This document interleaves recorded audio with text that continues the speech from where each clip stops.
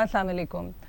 मेरा नाम सना खान है और मैं आपको वेलकम करती हूँ आज के शो के लिए जो कि रिवॉल्व करता है अराउंड कॉन्स्टिट्यूशनल इवेंट, एक ऐसा आइनी फ़ैसला जो कि पाकिस्तान की तारीख़ में बहुत अहमियत का हामिल है। और इस ख़ास दिन के ऊपर हम इसके बारे में इसलिए बात करना चाहते हैं कि एक ऐसा इवेंट है जिसको हम बहुत इग्नोर करते हैं, जिसके ऊपर हम बात करने से बहुत घबराते हैं। तो आज का शो बेसिकली और जो आइंदा भी इंशाल्लाह शो होते रहेंगे उसमें कोशिश यही होगी कि थॉट प्रोवोकिंग ऐसे टॉपिक्स जिनको हम कभी टैबू समझ के, कभी हम सेंसिटिव समझ कर बात नहीं करते, तो उसके ऊपर बात की जाए और उसमें हर बंदे का पर्सपेक्टिव देखा जाए। नॉट ओनली कि उसका हम सिर्फ एक कोई पॉलिटिकल एस्पेक्ट ही देखें, हम आम नज़रिए से भी उसको किस तरह देख सकते हैं। सो स्टूडियो में हमारे साथ मौजूद हैं Ahmad Raza Khan Kirmani, he is a political activist. अस्सलाम वालेकुम। वालेकुम अस्सलाम, कैसी हैं आप? ठीक? अल्हम्दुलिल्लाह, आप बताएं। अल्हम्दुलिल्लाह मैं ठीक हूँ। सो अहमद साहब, आपको पता है जैसे कि हमारा टॉपिक रिवॉल्व करता है अराउंड माइनॉरिटीज़ ऑफ पाकिस्तान, और हमारी कोशिश होती है कि हम ऐसे टॉपिक्स को ही एड्रेस करें जिनके ऊपर बड़ी कम बात की जाए। बिल्कुल ऐसे ही।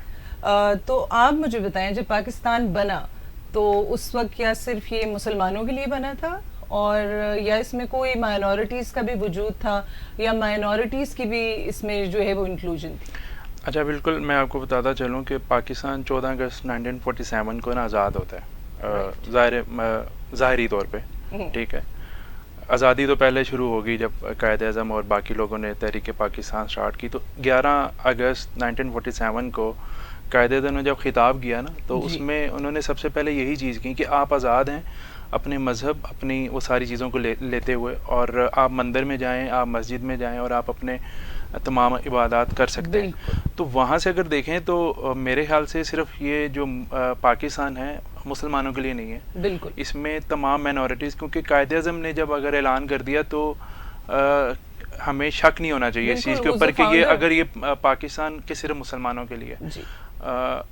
अब देखें ना कि तहरीक पाकिस्तान या पाकिस्तान बनाने में भी हिंदू, ईसाई, सिख, इन सब का उतनी ही इन्वॉल्वमेंट है जितनी हम मुसलमानों की है, ठीक है। और उन्होंने उतनी कुर्बानियाँ दी जितनी हमने दी। अगर हमने यहाँ पे हमने हिजरत की तो उन्होंने भी हिजरत की, और उन्होंने भी साथ साथ अपनी कुर्बानियाँ और अपने ख़ानदान, जिस तरह मुसलमानों ने शहादत ली और उसी तरह उन्होंने ली। तो मेरे ख्याल में मैं नहीं समझता कि ये जो पाकिस्तान है वो सिर्फ मुसलमानों का मुल्क है। अक्सरियत है, लेकिन बिल्कुल उसी तरह से मुल्क है जिस तरह से बाकी दुनिया में मुल्क मौजूद हैं।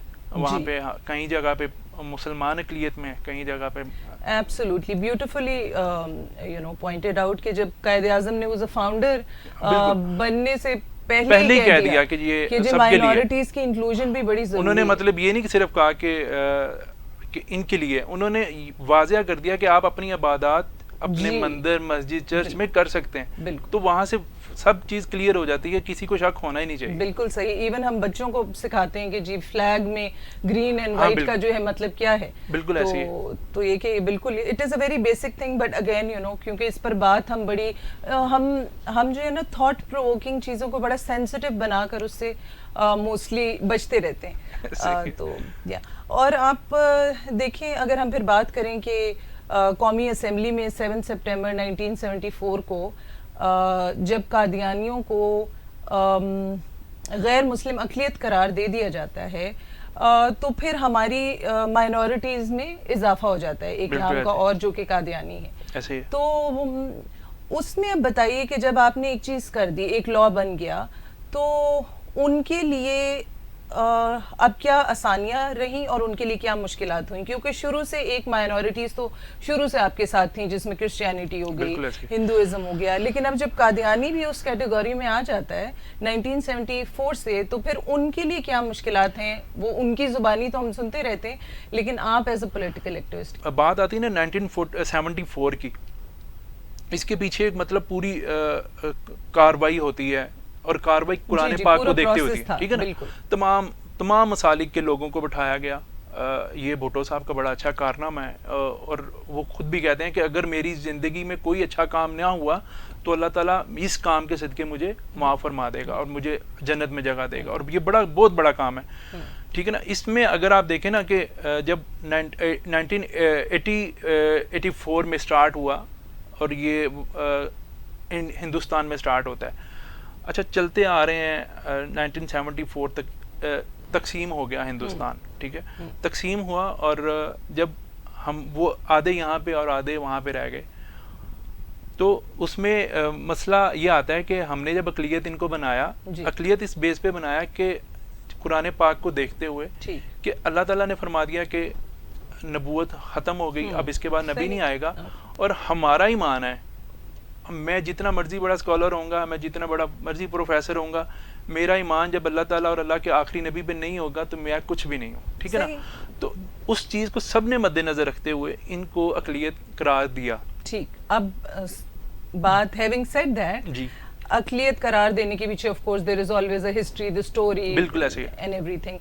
اب جب وہ اقلیت قرار دے دیے جاتے ہیں, بات ان کی ڈیفیکلٹی کی اب سٹارٹ ہوتی ہے, اور ہماری رسپانسبلٹی کی اب سٹارٹ ہوتی ہے کہ now when they are declared as minority, اب ہم ان کو کیا جینے کا حق بھی نہیں دیتے, اب ان کو بلاسفیمی کو استعمال کرتے ہوئے, آپ کو پتہ ہے بلاسفیمی ایسی چیز ہے جس کو بڑا ابیوز بھی کیا جاتا ہے, جیسے ہر چیز کا یوز بھی ہے اور ابیوز بھی ہے. تو بلاسفیمی کو استعمال کرتے ہوئے, ابیوز کرتے ہوئے, بغیر شہادتوں کے, ایون آپ دیکھیں محلے گلیوں میں خود ہی سے لوگ جو ہیں قاضی بھی بن جاتے ہیں, خود ہی سے لوگ اکیوز بھی کر کے, اور سارا وہاں پر ان سے جینے کا حق بھی چھین لیا جاتا ہے. تو اس کو کس طریقے سے ہمیں ایڈریس کرنا چاہیے کہ ان کو وہ مائنورٹیز کا حق اور جینے کا حق ضرور دیا جائے. یہ نہیں ہے کہ ہم نے ان سے جینے کا وہ حق چھین لیا. اگر ہم نے انہیں اقلیت میں آئین پاکستان جو ہے نا, وہ پھر جب ان کو غیر مسلم اقلیت قرار دیتا ہے تو وہ اقلیت کے پورے حقوق دے رہا ہے, انہیں حقوق دے رہا ہے, اور ان کو مطلب بالکل اسی طرح رہنے کی آسانیاں ہیں جس طرح باقی مائنورٹیز کو ہیں.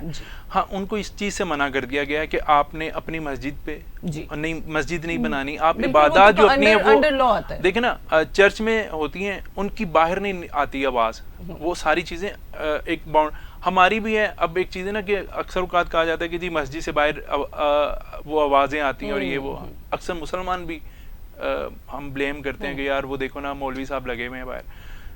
تو وہ بھی اب کنٹرول کر دی گئی, قانون بن رہا ہے, قانون کے اوپر جو عمل درآمد ہے وہ آہستہ آہستہ سے چیزیں ہو رہی ہیں, اور سارے لوگ مسلمان بھی اور ساری اقلیتیں بھی قانون کے اندر ہیں, اور قانون سے باہر جو ہوگا وہ مطلب آؤٹ آف, جس طرح آپ نے کہا نا کہ ہم وہ اپنے ہاتھ میں لے لیتے ہیں قانون, وہ بڑی غلط بات ہے, وہ غلط چیز ہے. اور اس کے لیے مطلب ہونا یہ چاہیے کہ دیکھیں نا کہ پہلے مسجدوں میں سکھایا جاتا تھا, اب ایک ڈیمانڈ کرنی چاہیے نا ہمیں سب کو کہ جو مسجدیں ہیں بند نہ کر دی جائیں. بالکل صحیح. ٹھیک ہے, مدرسوں میں آپ کو وہ تعلیمات دینی چاہیے عام.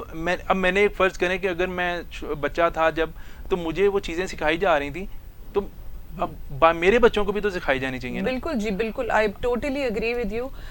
بات وہی ہے کہ ہمیں کسی سے رائٹ آف لیونگ نہیں چھیننا چاہیے, کیونکہ ہمارا مذہب ہی اس کی تکلیف نہیں کرتا, ہمارا مذہب ہی ہمیں نہیں سکھاتا, اور انسانیت جو ہے وہ جتنا میرے خیال میں اسلامی مذہب سکھاتا ہے انسانیت کا, بالکل ایسے, تو وہ اس سے ہمیں باہر نہیں نکلنا چاہیے. Thank you very much Ahmad صاحب, بیکاز ٹائم تھوڑا شارٹ ہوتا ہے, there is a lot that we can talk about, اور انشاءاللہ we'll have a discussion again. Thank you so much for coming. ہمیں دیکھنا یہ کہ مائنورٹیز بھی ہمارے ملک کا ایک بہت اہم حصہ ہیں, اور وہ ہمارے ملک کی ترقی سے لے کے بہت ساری اور چیزوں میں بھی کنٹریبیوٹ کرتے ہیں.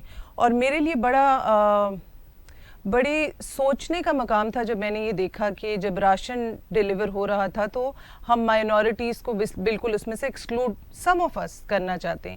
تو ان چیزوں کے اوپر ہمیں دھیان دینے کی ضرورت ہے, اور سوچنے کی ضرورت ہے کہ ریلیجن اور ہیومینٹی کو دونوں ساتھ ساتھ لے کر چلنا چاہیے. سو آپ کو اسی بات کے ساتھ چھوڑتی ہوں, اینڈ انشاءاللہ نیکسٹ پروگرام میں ملاقات ہوگی. اللہ حافظ.